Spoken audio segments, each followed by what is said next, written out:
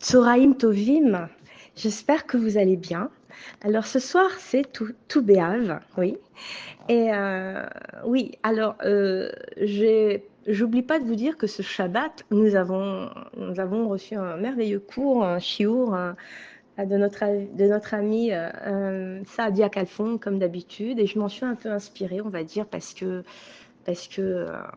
et c'est toujours plein de rebondissements et c'est tellement bon et beau à écouter qu'on a envie de faire partager cela à un grand nombre de personnes. Surtout que ce soir, eh bien, c'est exceptionnel, c'est tout béave. Alors, la Gemara nous dit qu'il n'y a pas eu de jour plus heureux à tout béave et à Yom Kippour.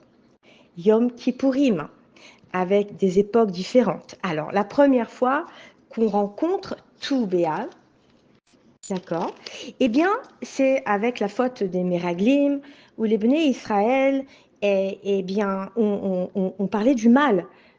Au moment où ils ont parlé du mal de la terre d'Israël, et donc ils ont été condamnés à mourir dans le désert, et donc, tous les mois, tous les 9 du mois de Av. Alors, qu'est-ce qu'ils faisaient? Eh bien, ils creusaient leur propre tombe pour s'y enterrer. Et à l'époque, ils étaient 600 000. Alors, voilà que chaque année, 15 000, le 9 Av, donc, le 9 du mois de Av, eh bien, creusaient leur tombe et s'y enterraient. Et alors, on voit ici que ils n'ont pas été punis aussi sévèrement par Hachem du fait de s'être plaints au sujet de ne manger que de la manne. En fait, ils se sont plaints de ne pas manger de caille. Oui, ils en avaient assez de la manne. Ils n'ont pas été punis pour autant. Et ils voulaient manger des cailles, donc. Et ils n'ont pas été non plus, ils ont été plutôt pardonnés grâce à Moshe Rabbeinu, qui a beaucoup prié, bien sûr. Ils ont quand même été pardonnés. Hachem leur a pardonné la faute du veau d'or. Mais Hachem, et là il faut être prudent, ne leur a pas pardonné de parler du mal de la terre d'Israël. Donc, soyons, euh, soyons faisons très attention, justement, de ne pas parler de notre terre, une terre kadosh.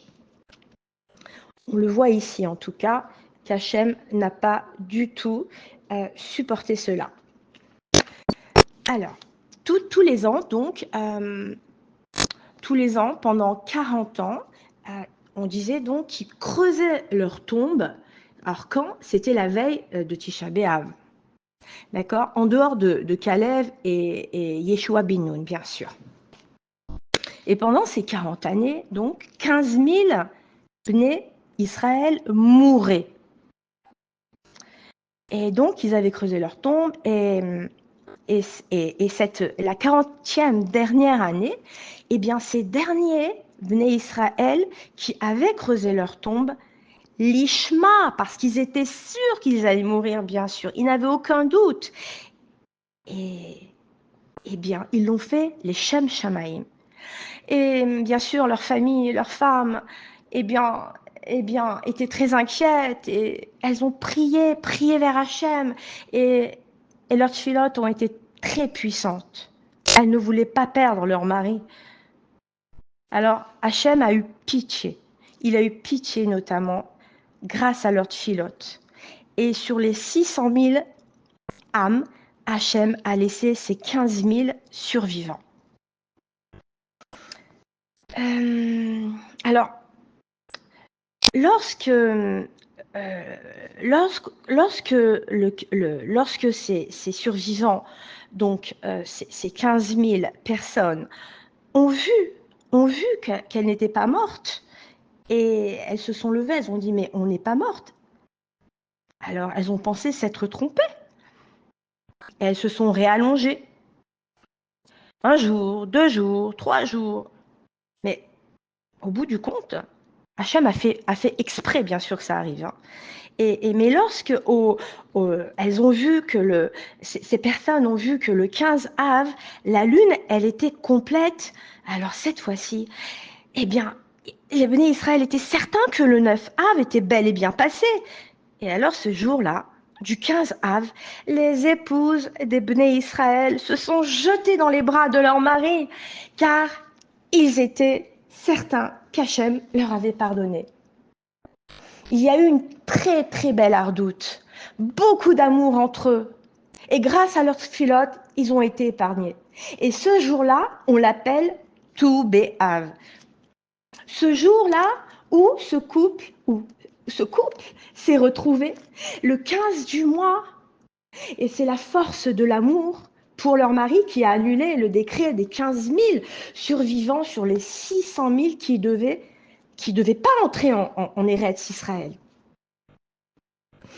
Alors, on peut se poser la question, mais ils auraient dû mourir le 9 Av. Donc, est-ce que c'est plutôt le 9 Av qu'on devrait fêter ou le 15 Av?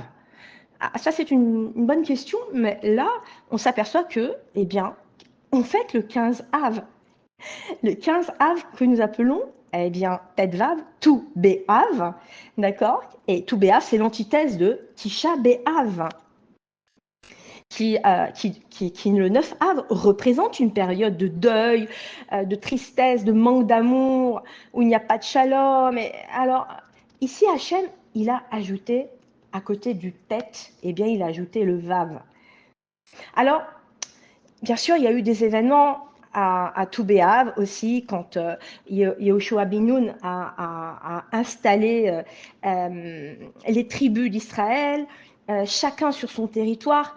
Et pourquoi? Eh bien, afin que chaque tribu se marie avec les siens et qu'il n'y ait pas de mélange. Et il s'est passé quelque chose d'exceptionnel. C'est que les frontières ont été ouvertes et tous les béné Israël se sont partagés les territoires et ils sont devenus des vraies familles. Et cela était aussi à Tou Béav. Alors, c'est vrai qu'il y a eu aussi une période où la tribu de Benyamin était tombée très bas dans l'immoralité. Et alors, il y a eu une guerre fratricide entre les tribus et celle de Benyamin. Alors, bien sûr, ce qui est triste, c'est qu'ils ont été exterminés.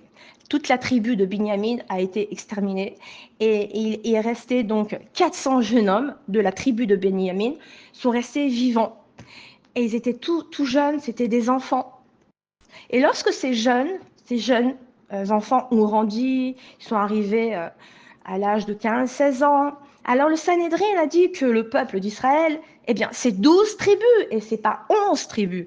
Alors, la tribu de Yehuda a proposé que leurs filles aillent faire la cueillette dans les champs, dans les vignes. Et bien sûr, ces jeunes hommes, eh bien, les ont rejoints. Et ce jour-là, c'était le jour de de Tou Béav. Autant pour moi, le jour de Tou Béav. Et c'est extraordinaire. Alors c'est vrai que bon, au début, les jeunes hommes choisissaient les plus jolis, et ainsi de suite. Et puis celles qui sont restées, eh bien, elles ont dit Hachem, eh bien, que ceux qui nous prendront le fassent les Shem Shamaïm. C'est extraordinaire. Et en une journée de Tou Béav, alors, 400 couples se sont mariés. Et selon les Mekouvalim, et le chiffre 400 correspond à la Sisra Hara. Les forces du mal sont composées de 400. Alors, bien sûr, ce jour-là, il n'y a pas de Tachanounim, car Hachem aime ce jour, car les femmes ont œuvré justement pour que cela arrive, pour que leur mari survive. Alors, on voit ici que Tête Vav, qui représente le chiffre 15. Alors, bien sûr, quand on compte, normalement, on dit par exemple, on dit Yud Gimel pour 13, oui, Yud Dalet pour 15. On ne dit pas Yud Hey pour 15. Oui. On dit quoi pour 15? Eh bien, on ne dit pas Yud K, Yud-Kei, on ne dit pas Yud-Kei, car Yud-Kei, c'est le nom d'Akadosh Baruch Hu. Et qu'est-ce qu'on va dire? On va dire Tet Vav, Vav. La lettre Bet, qui représente 2, le chiffre 2, comme 2 dans un couple, oui, qu'on va ajouter à Tet Vav, eh bien, va devenir tout B dans le mois de Av. Et bien sûr, cela va être résumé en une phrase, tout Béav. Tout Béav pour indiquer que Hachem se cache dans ces lettres. Parce que si maintenant 15 000 devaient mourir, et que c'est grâce à la force des femmes qui ont prié pour leur mari, alors c'est la force de tout Béav qui fait que Hachem aussi s'unit dans cet amour.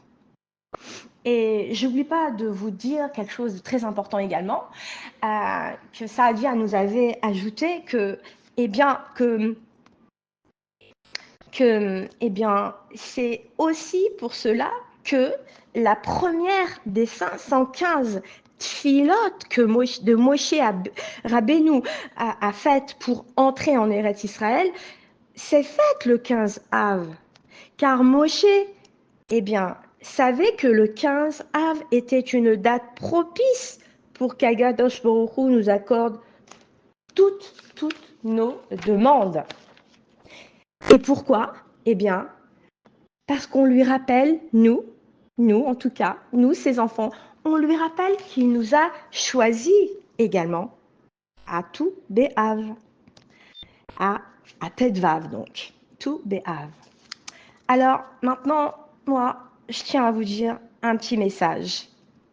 C'est que même pour tous les couples qui battent de l'aile, ou bien tous les couples où ils ont des idées, où ils ont pris l'habitude d'être ensemble et puis ils savent plus quoi faire d'autre que se regarder dans les yeux, ne pas quoi faire de leur vie. Et ils hésitent encore peut-être de divorcer, peut-être de se séparer. Alors il est bon, à tout Béhav, de recommencer à zéro. Pourquoi pas essayer? Tout peut devenir et redevenir possible. Alors là, il va falloir relever le défi et donner à ce jour un bon goût. Un bon goût. Car, il n'y a que l'amour au sein d'Israël. Et c'est avec l'amour que l'on pourra recevoir Mashiach Bezrat Hashem. Et c'est aussi le nom d'Hachem, bien sûr. Ahava. Donc, voilà. Nous allons tous ce soir, inviter Akadosh Baruch Hu, pourquoi pas aller au restaurant, fêter cela au restaurant. Maintenant, si vous êtes seul, c'est pas grave. Vous allez au restaurant et si on vous pose la question, pour combien de personnes? Vous pouvez quand même dire 2. Et vous savez pourquoi?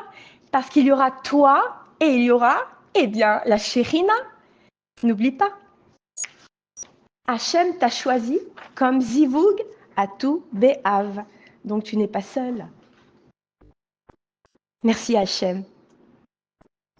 Ce shiur, c'est pour Be'ezrat Hachem. Que tous les Chatoufim rentrent à la maison. Pour que tous les Chayalim rentrent à la maison. Qu'il n'y ait plus du tout de Chayalim qui tombent. Que le monde guérisse.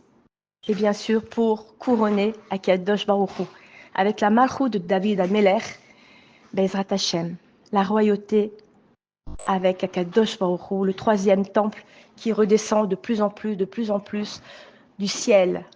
Il redescend, il descend de plus en plus pour bientôt rayonner avec toute la lumière. C'est ce que je nous souhaite, Be'ezrat Hachem.